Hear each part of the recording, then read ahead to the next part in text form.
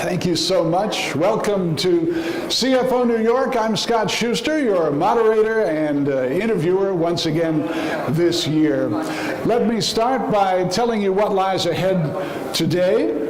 At the end of the day, we're going to have an hour or more with Hamish Taylor, a serial CEO who twice before he was 40 leapt over CFOs to snag two big CEO positions. He was the CEO of Eurostar, the Channel Tunnel, and its train, and Sainsbury's Bank, very consumer-oriented bank in supermarkets.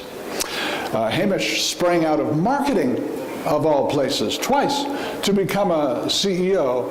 And in both of these instances, he was in an industry that he'd never worked in before. I think self-marketing was his primary strength.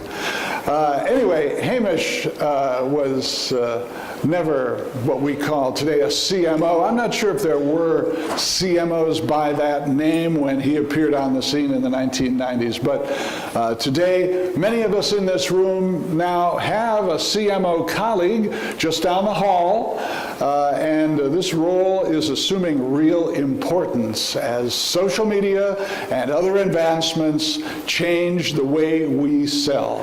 The CMO is your specialist in customer data, market analysis, development of branded content, etc. So many of us are CFOs in companies where a lot of power is flowing into the hands of these CMOs. But is the CMO a role with a path to company leadership the way the CFO is? That's part of what we will learn today from Hamish Taylor. As a serial CEO, he's had full P&L responsibility. I'm sure he'll put the focus there in speaking to a group of CFOs. But there's this interesting subtext that I know Hamish will address about marketing. He has a fascinating story, stretches from Procter & Gamble and Price Waterhouse all the way to British Airways, and Hamish's innovations definitely touch the lives of everyone in this room. Okay, from the big Japanese insurer and reinsurer Glauber Barbosa, Vice President for Corporate Financial Planning and Analysis. Glauber just over a year in this role. He was 15 years in all. He continues his 15-year run at Sampo, former auditor with Deloitte in Brazil and Bermuda. That's right. Welcome, Glauber. Sue Brower is here from Pearson, the big educational publisher. She's the Vice President for Strategy, Transformation, Finance Operations, just over a year on the job, coming in from Bristol-Myers Squibb. It's quite a change, where Sue was similarly head of strategy and operational excellence. Earlier, she was Bristol-Myers Global process owner for process accounting and reporting. Welcome, Sue. Rakana Shah, Vice President for Finance at the French cosmetics maker Maïssa Group. You want your own perfume with your name on it? That's what Maïssa does. You buttonhole her during the break. You'll have the perfume at the end of the day. She had CFO roles in children's fashion and women's wear, bridal. Before that, fashion logistics, warehousing and order fulfillment for fashion. Before that, she was in gemstones. Somehow, these are all related, I think. Yeah, they're all related. And Alban Miranda, Chief Financial Officer for Asset Management at Dreyfus, BNY, Bank of New York, Mellon, 2 years though. He's the former Deutsche Bank Chief Operating Officer for equity trading, for trading and equity sales.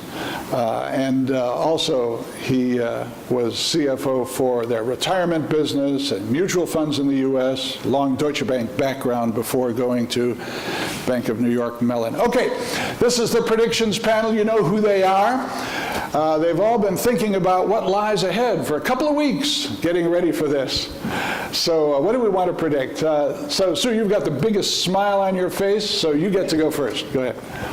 Well, that's good, so no one else can say what I want to say first.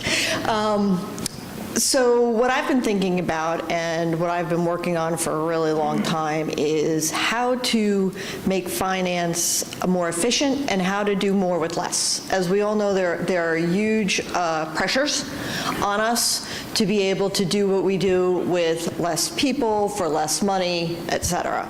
So my prediction is that that will absolutely continue, and that leads us into some of the things that actually, as I look through the program this morning, that they will be talking about later.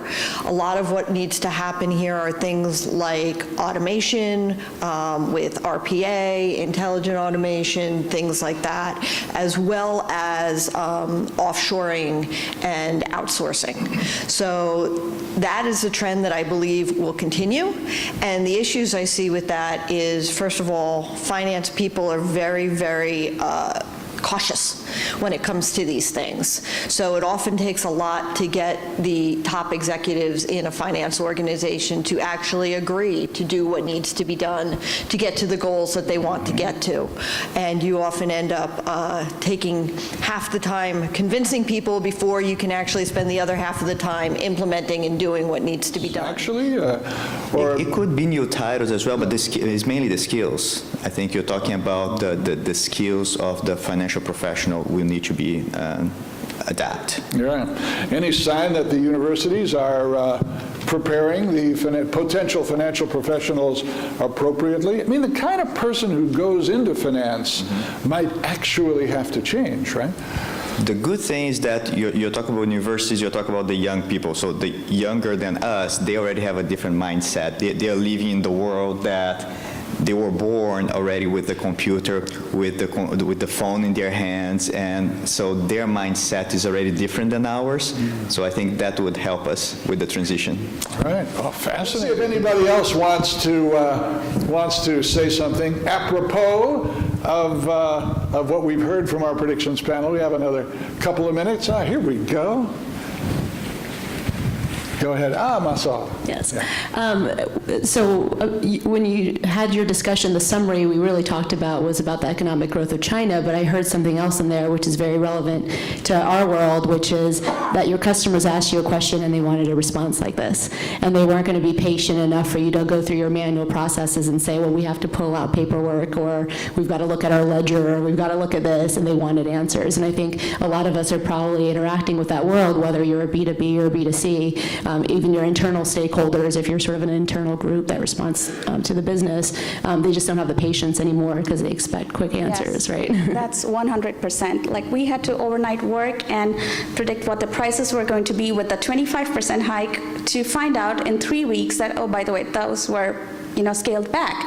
And so we had to reach out to our customers once again and say, because of these reasons, we're going to put a pause on your price increase. We're just going to increase it to, the next level, which was from 5 to 10, and which was acceptable, but from 5 to 25% is huge, and the customers are not so ready to, even though it's a one component, even if it's a cap bottle, whatever, of the whole thing, that difference makes, again, it's going to, we sell to retailers, and then retailers sell it with their margin to the end consumer. Right. So it does go up, and it goes up, but it's a very low margin picture from start to finish. Yep. Look here, this is what I was getting at. On the left-hand side, this is the challenge I see.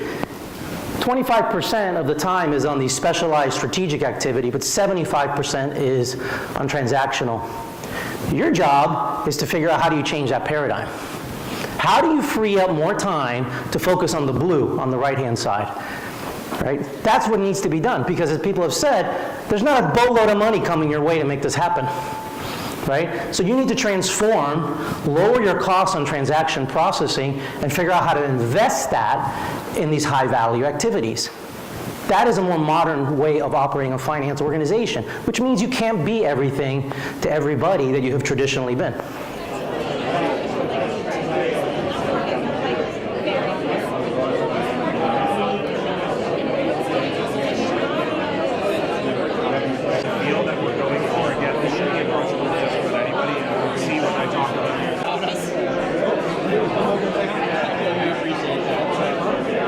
You guys got